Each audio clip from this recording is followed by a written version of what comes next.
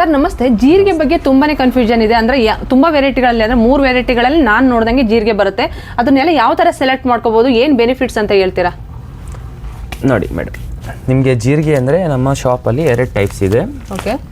ಇದು ಒಂದು ನಿಮಗೆ ರೆಗ್ಯುಲರಿ ಮಾರ್ಕೆಟಲ್ಲಿ ಸಿಗುತ್ತೆ, ಅದು ರಾಜಸ್ಥಾನಿ ಉಂಜಾಲಿ ಬರೋದು ಆ ಜೀರಾ. ಈ ಜೀರಾ ಅಂದರೆ ನಿಮಗೆ ಸ್ವಲ್ಪ ತಿನ್ ಇರುತ್ತೆ. ಓಕೆ.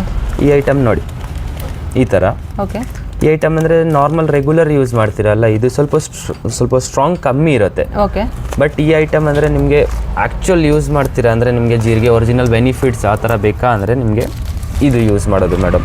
ಓಕೆ. ಇದು ನಾಟಿ ಜೀರಿಗೆ. ಇದು ಅಂದರೆ ನಿಮಗೆ ಜಾಸ್ತಿ ಸ್ಟ್ರಾಂಗ್ ಇರುತ್ತೆ. ಇದು ಜೀರಿಗೆ ನೀವು 2 ಸ್ಪೂನ್ 3 ಸ್ಪೂನ್ ಯೂಸ್ ಮಾಡ್ತೀರಲ್ಲ, ಇದು 1 ಸ್ಪೂನ್ 1.5 ಸ್ಪೂನ್ ಆ ಥರ ಯೂಸ್ ಮಾಡು.